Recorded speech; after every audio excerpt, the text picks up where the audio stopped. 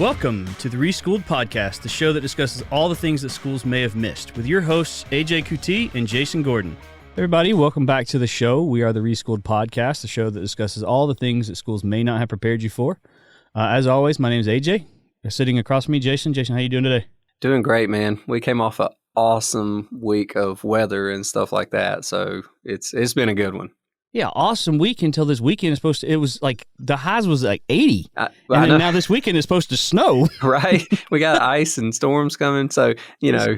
Crazy. You take the good with the bad, right? Yeah, but I guess in I've Georgia enjoyed you this do past bad. week. Yeah, it's been, how are you feeling? Because remember last week we were talking about you were on a 2 week, or coming off the 2 week cold. Yeah, I feel great now. I mean, I might still sound a little off maybe, but I feel great. I'm 100%. Good deal. So, yeah. Well, today's episode, we're going into the 10th episode, or the 10th chapter, I should say, of the General Careers series, and which is really the part 2 of what we talked about last week, which is how to have a professional conversation for networking. And, you know, we talked about a couple areas, and we'll get into that in the main topic, but does that sound good to you? Absolutely. I was excited last week just getting the ball rolling, but this week we're going to finish it out. We're going to give you the meat of the lesson, right, about what you're doing during a professional conversation, what your intentions are, and how you go about doing that.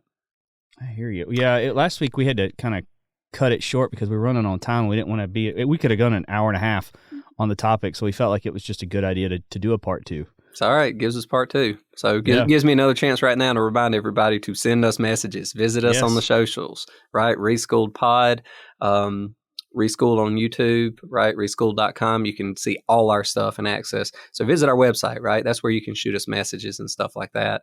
But yeah, just follow us, be fans, let us know what you're thinking. Yeah, and you can see our glorious pictures. Yeah, they're not missing anything there. No, not even a little. So normally this section we would do a quick question, but because we're on the second part and it's not like we're going into a different direction. We're just continuing on with the last one. I'd just say let's just forego the quick question this time and just get right into the main topic, because we really want to get into these last 3 steps and have time to talk about these kind of extensively. Absolutely. Let me summarize real quick what we did last time. So this whole idea is when you have the opportunity to speak to somebody in order to network. And what do we mean by that? To create something more than just a cursory connection, right? So you got that opportunity to speak with somebody and introduce yourself, let them know who you are, that type of thing. Now, how you're going to do it? There's stages. We've already introduced the stages. Number 1, breaking the ice. We gave you some helpful tips, some objectives that you're pursuing there. Part 2, you've got to create rapport. Okay? We gave you some tips on that. And that's kind of where we broke off last time. But what we're going into now and moving through is now you have to convey the critical information about yourself. That is the objective of networking, right? That telling somebody what you want, why you want it, and what you've done to get it. Those are the 3 important aspects that you need them to know. And then after that, how do you break away from the conversation in a professional manner, but you know, like I say, in a very positive manner as well. And then following up, how do you go about doing that? Summarizes it. But, okay. You know, last episode, we were talking about this fine line that we were trying to toe, where we're not being braggadocious, but we're being confident. We're telling, you know, our side and where we can add value, or where we do add value. I feel like exchange of critical information is another area where you're trying to toe a line of balance. Is that safe to say? Absolutely. I mean, it's an art form. Communication in itself is an art form. So, you know, I teach negotiations, right? That's one of my primary things. And I start by introducing negotiation as a communication function, right? But I also say it's not a science. It's an art form. What we're going to learn, there's some technical ways that you can go about doing it, just like painting, right? There are technical skills that you can learn.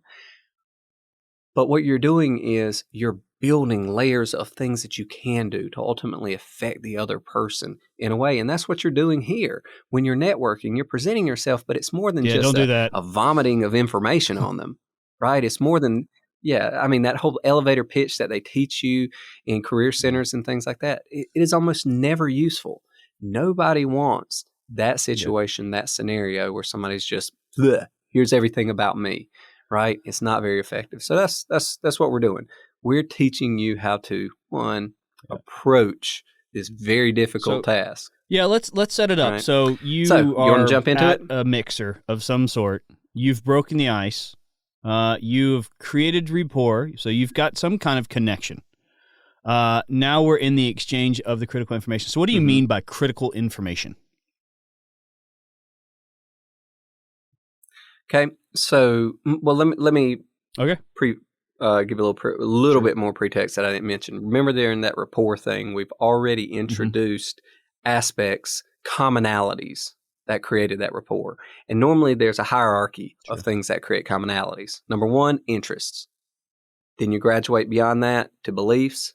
Then you graduate beyond that to values, and that's when you truly feel like you understand something. So a rapport is some level of comfort, right, that people feel between each other. Okay, you're there. You can talk about a lot of things, right? You don't want to lose that. You want to maintain that.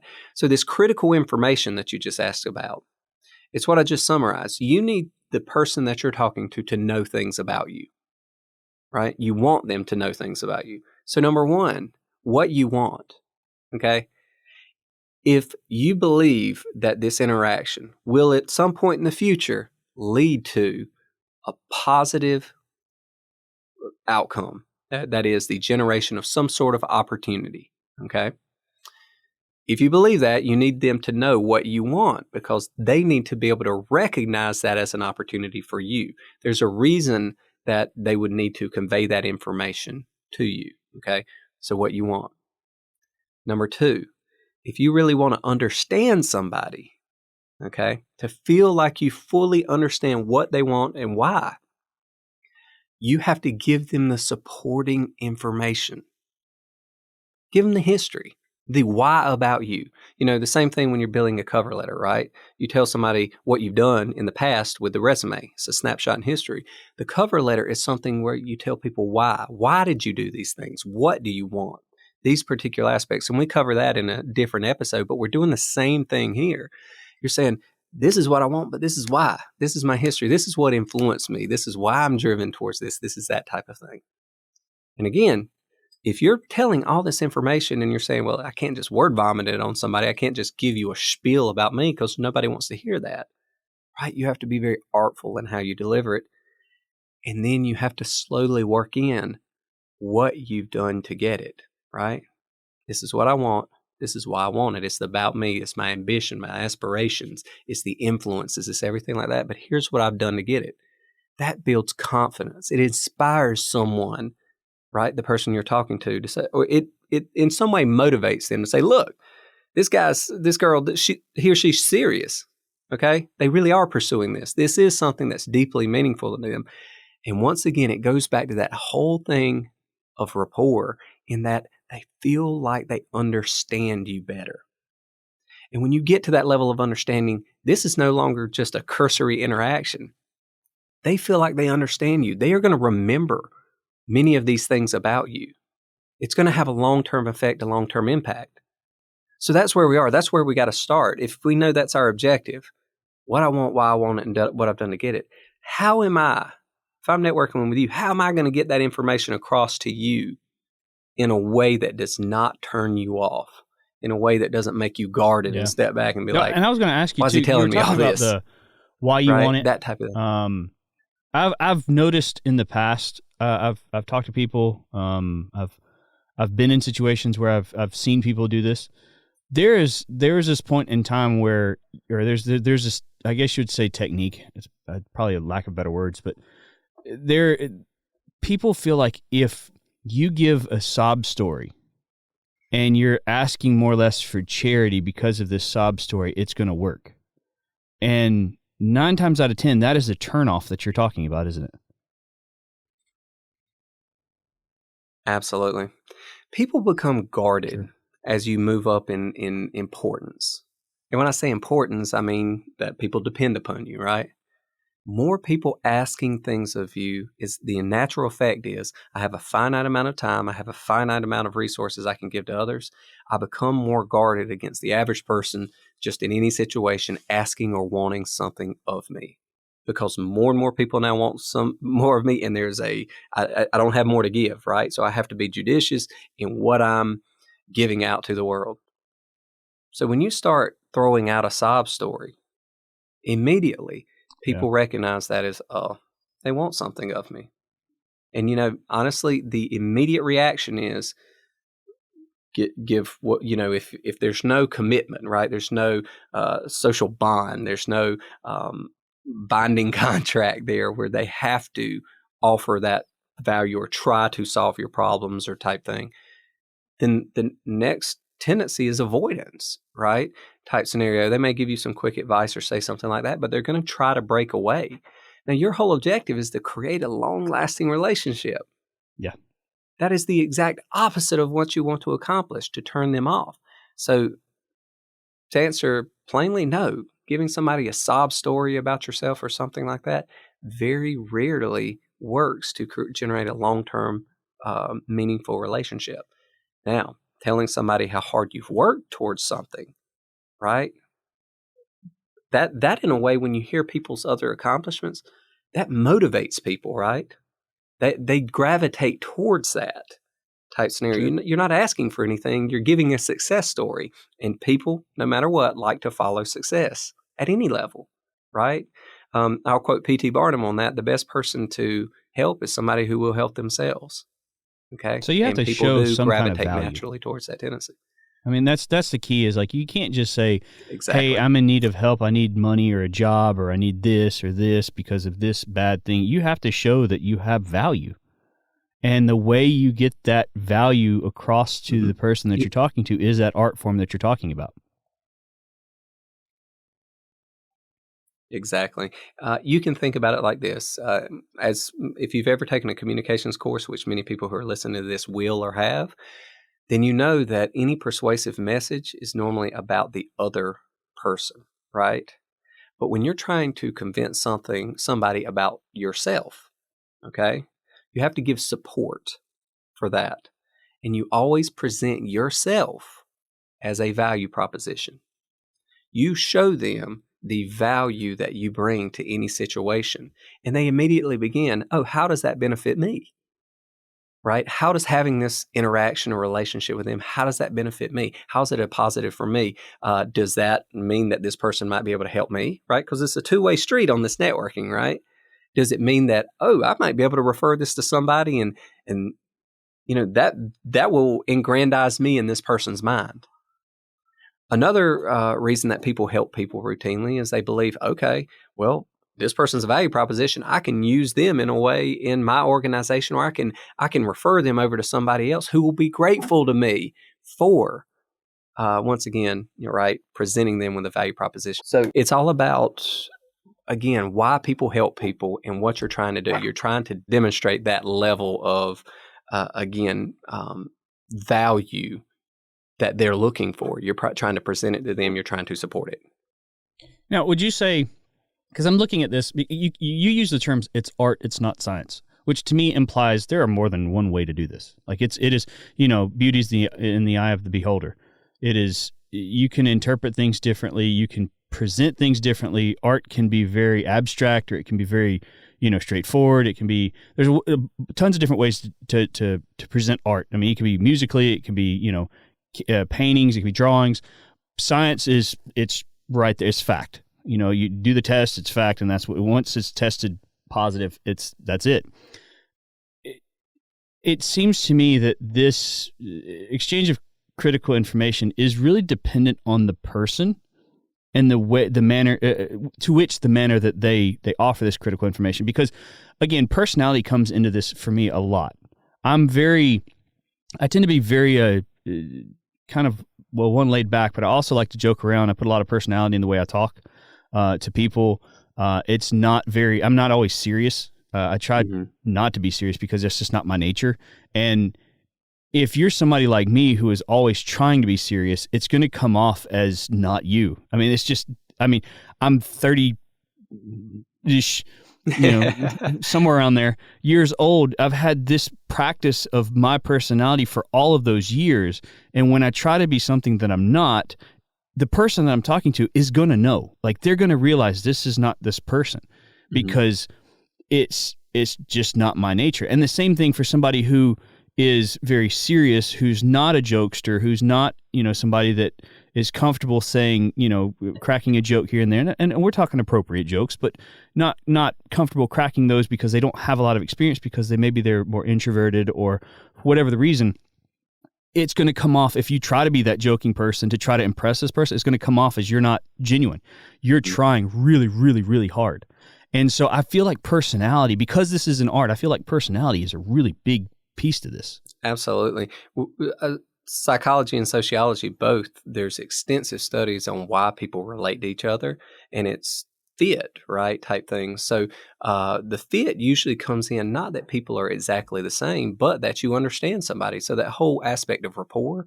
So even if your personality is different, and I run into this, I have a very difficult personality in that I have to, in a way, change my personality usually to communicate well with people or to relate with people.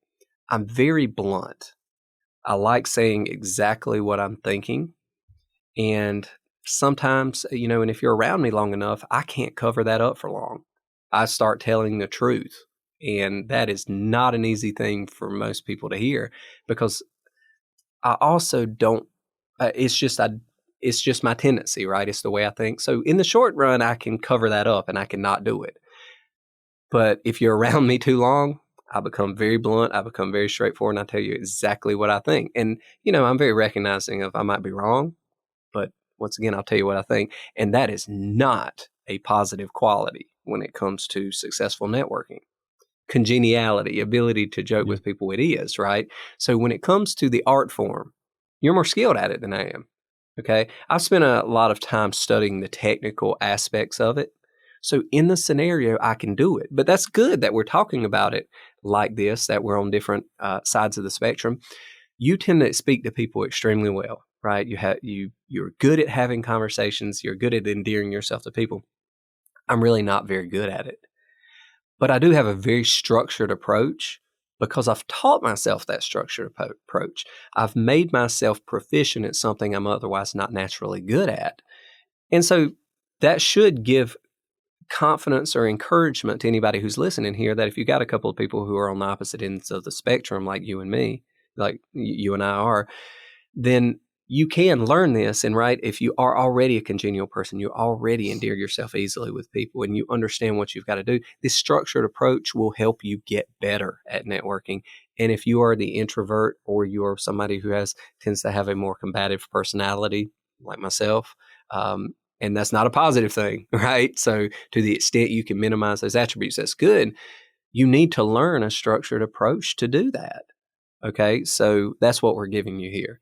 Yeah, so, I have anything but a structured approach, because I would say that is the downside of my personality. My approach to this is that I tend to be everywhere. I don't have that structured approach, and I will get lost in a conversation and more or less forget why I was there. And I've done that many a times. That's kind of the sad part of ADD and ADHD too. Well, it's tough. That could cost you an opportunity, right? It could cost you a long-term relationship where, if you do take the structured approach and you know what your objectives are from the beginning, if you have difficulties in the process like me, then you might fail, but at least you have a structured approach towards it, right? You at least have your goal and objective in mind. You're not gonna lose way for lack of focus on it, I would say. So with that being said, do you want to get into how we're going to exchange this information? Yeah, let's get into a couple techniques. Now, you brought up one important thing. So personality changes across the board, and people are going to receive information differently. So how do you deliver this information to somebody else, and how do you solicit this information from somebody else? Because remember, it's a two-way street, right? It's commonalities mean you have to demonstrate the things about people that are common. Okay. And this is simply information that you're trying to throw out, that what are your commonalities? So it's kind of a give and take between you two. You start by seeking out that information about the other person. No matter the personality type, that always works. So if you realize, I want to tell you what I want, my first objective needs to be, I need to bring up the topic to you. What do you want? Right? We can build up the history so I could tell you this is what I've done. Right? But again, you're not going to want to hear that until I demonstrate some level of interest in you. So asking you questions. Where did you go to school? Did you study this all along? Did you always intend to do this? I'm just curious. Now, how did you fall into that? Oh, that's really interesting, so-and-so. Out of curiosity, so was it always your intention to do A, B, and C? So how did that come about? Out of curiosity. Just these questions gets someone talking about themselves. It gets them telling you their history. Now, you're listening. You're listening affirmatively. You're not interrupting. You're every so often, oh, wow, okay, yes. Oh, I understand, okay. That makes sense, right? These reaffirming statements where you're listening. And then if they do say something interesting that takes you down a slightly different tangent, I don't want to change subjects, but out of curiosity, and you ask that question type thing, and then you solicit that information about them. One, it endears them to you like no other, okay? Because you're asking them questions about them. It shows your interest in them. It shows, one, that you understand them or you seek to understand them. And once they've delivered that information, they feel more like you understand them. It makes them, one, want to reciprocate, want to ask you those questions back, want to understand that about you. And that is the first, if you know anything about studying, anyone out there listening, you know the first thing, there's nothing that will help you remember something better than an actual desire to know it, right? You look up something that you want to know, you will remember it much more quickly and longer than if something you just simply have to memorize. So one, you've done that. You've started the questions, right? You've asked about themselves. They will reciprocate. Unless they are an absolute sociopath, and that happens. It happens, right?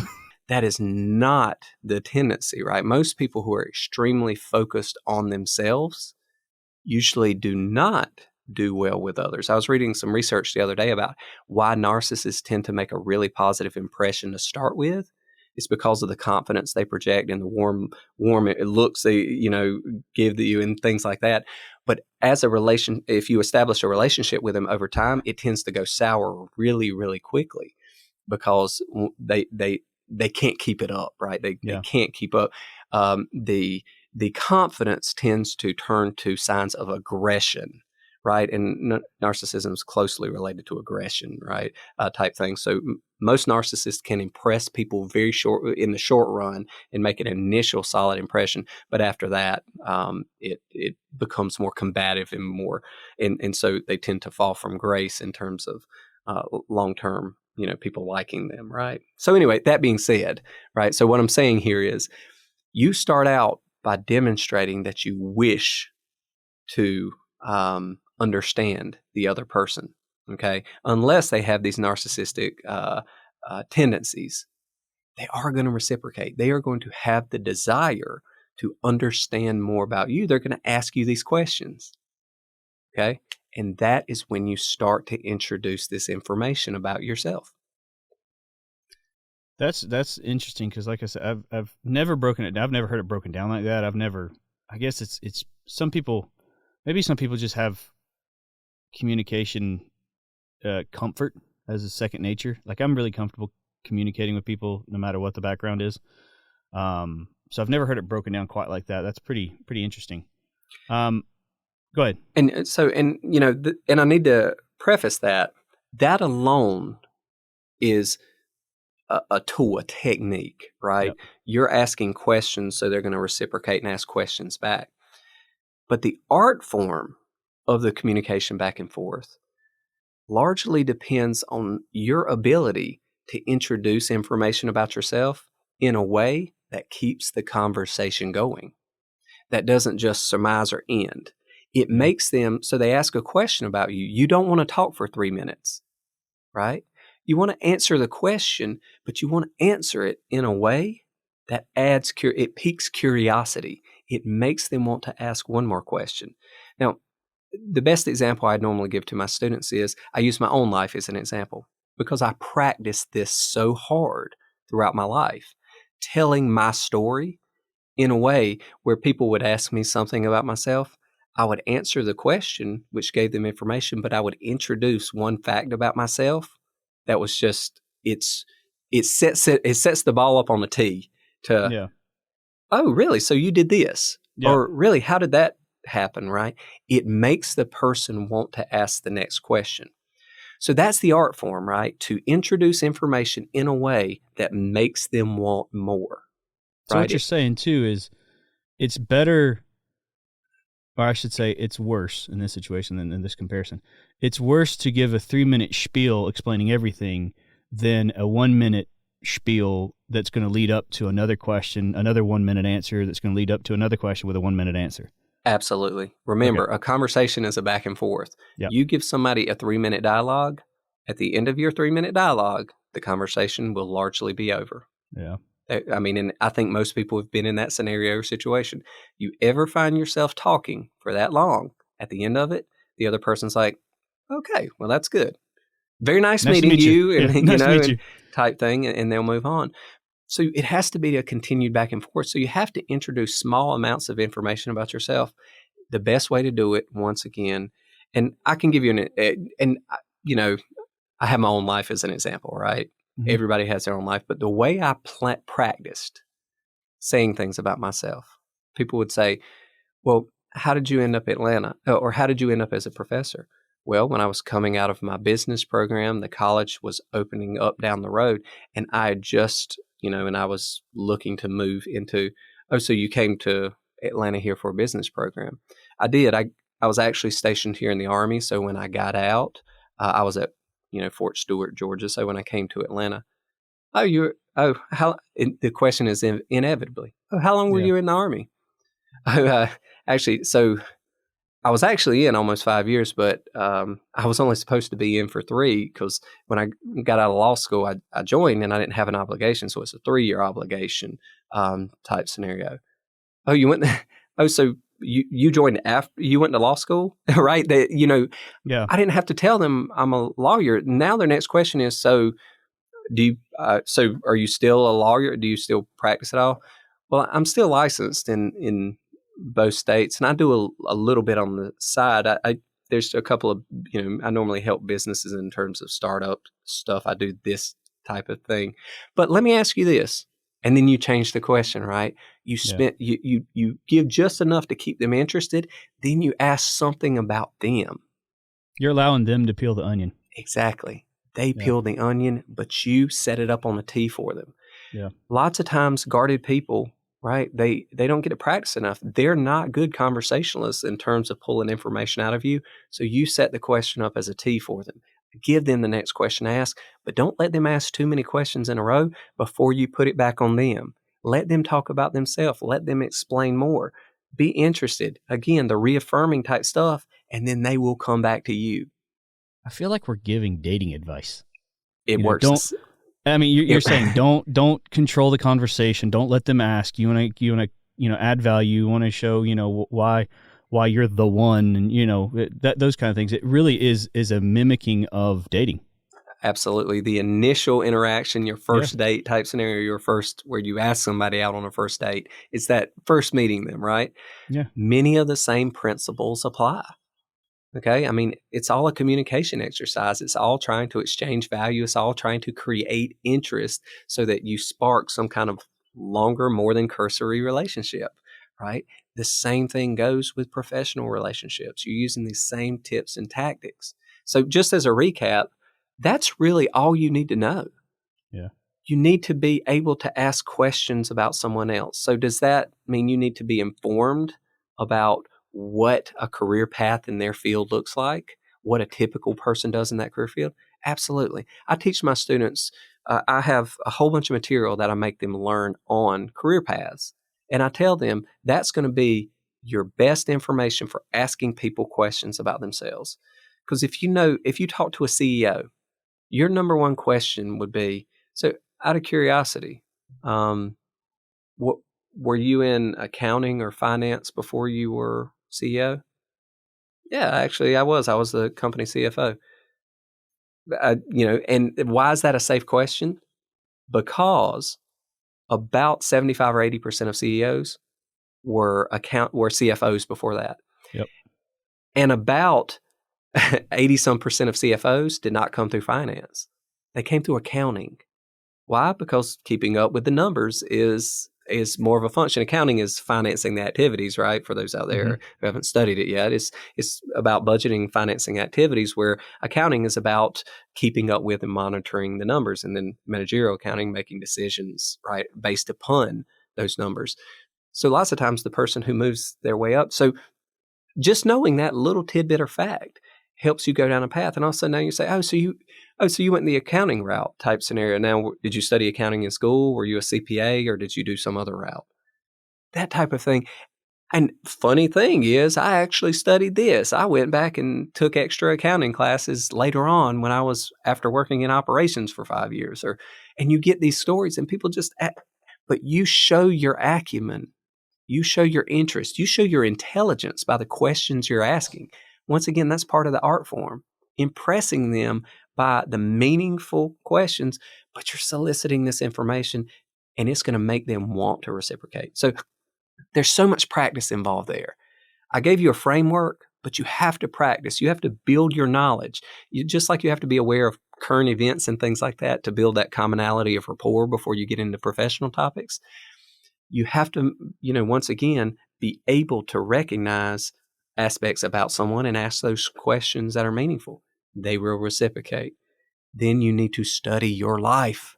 You need to be able to present aspects of your life that beg the next question, right? That makes somebody obviously want to ask the next question. With that being said, if you can do this effectively, you can, once again, communicate this information, what you want, why you want it, and what you've done to get it, to somebody else, and they never even know you ran through that information for that purpose or in that way. It was just a meaningful back and forth conversation. You understand them, they understand you. There's a higher level of camaraderie, and you've done everything necessary, right? Everything necessary to transmit the information that is the substance or groundwork for a long-term, more meaningful relationship. Well, let's get into the next two steps, because they're for the most part like part A and part B. Breaking away from the conversation. Yeah, and that is just that is not a formal there's no one way to do that, right? No, you have to kind of read the room. You got to read the situation, because if you're having a good time joking around, laughing, they're laughing, you're laughing, there's ways to break away from that. But if it's very not, I wouldn't say tense, but if it's very kind of almost drab for my personality, it would feel drab. Mm-hmm. It's not, but it's very low key, nothing being said that's funny. There's a way to break away from that too. Right. And here's what I like to tell people. I'm like, there's a natural end to the conversation. End on the high note. Yeah. End on the positive. And end in a way that in no way makes it awkward for you to interact with them again.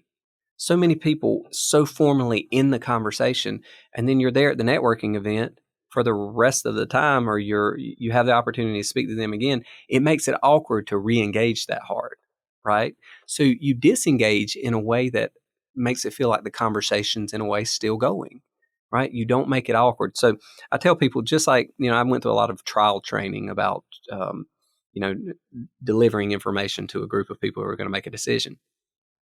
And one thing that was always brought up was the last thing that a jury will remember is the last thing you told them. And that's normally what you get to do in your closing statement, right? You get to sum everything up and get to put one last picture in front of their minds. And that's what they're going to remember, not the days worth of testimony.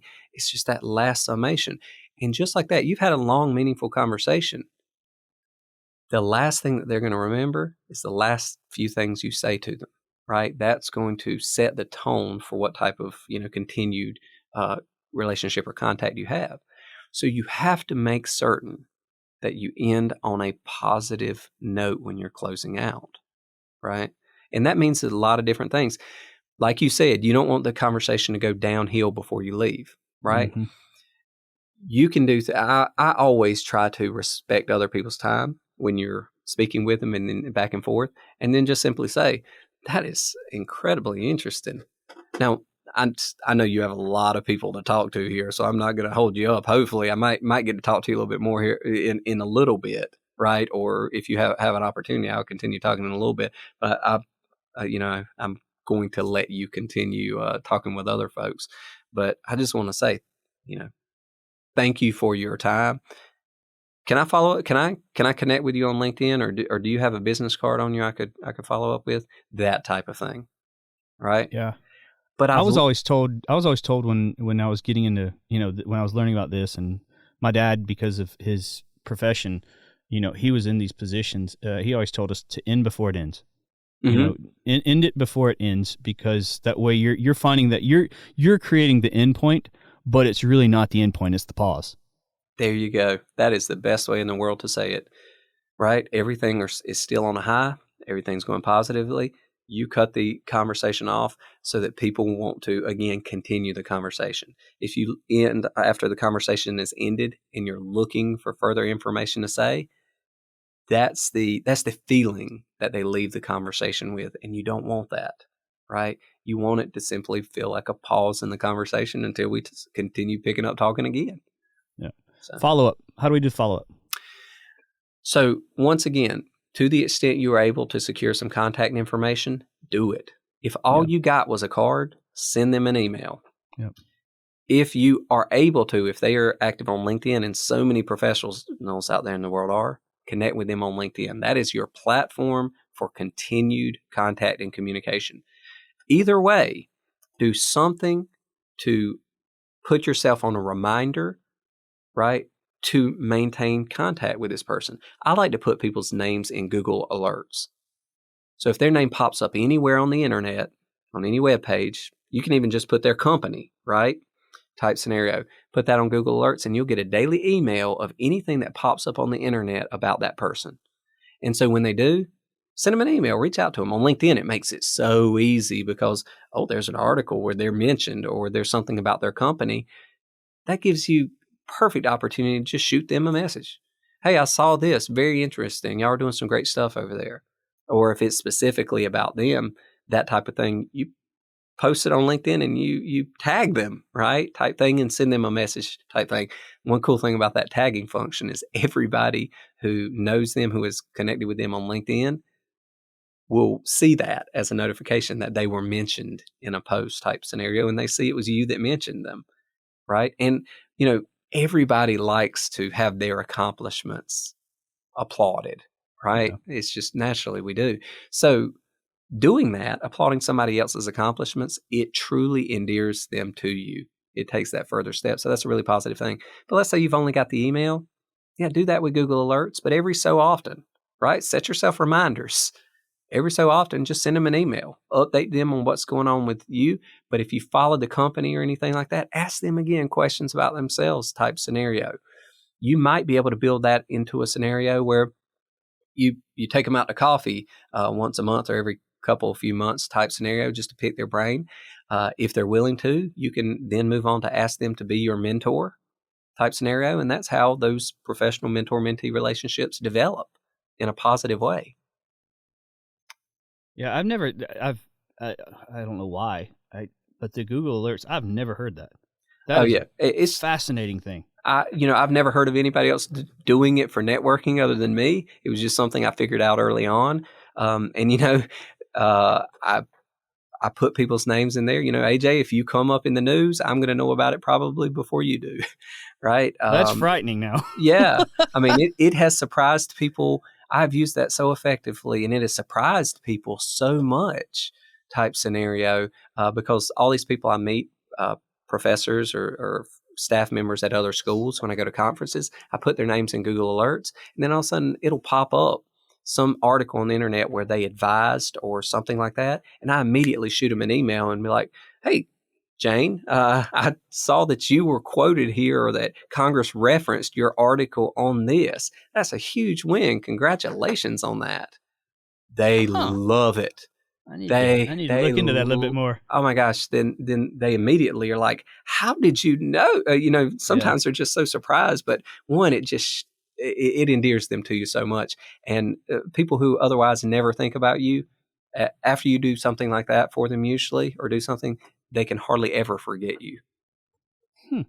So that's really cool. That's so. Just to recap, there's more or less 5 steps to professional conversation: breaking the ice, creating the rapport, exchanging the critical information, breaking away, and then following up. And so hopefully out of these 2 episodes that we've done, you've gotten a better understanding of how to do this. Now the key is, and I think Jason said this many, many times, the key is to actually practice this. It's one thing to know it. It's another thing to actually practice it and do it. You're right. So get out there and start, talking to people that you want to gain some kind of networking relationship with. This has been a really cool 2 episodes. We weren't expecting, obviously from last episode, we weren't expecting it to be 2, but I'm glad we did it because it does. I'm glad we were able to detail these things more than just kind of superficially going over them and saying, here's this. So hopefully the listeners got something out of that. Jason, you got anything before we head out?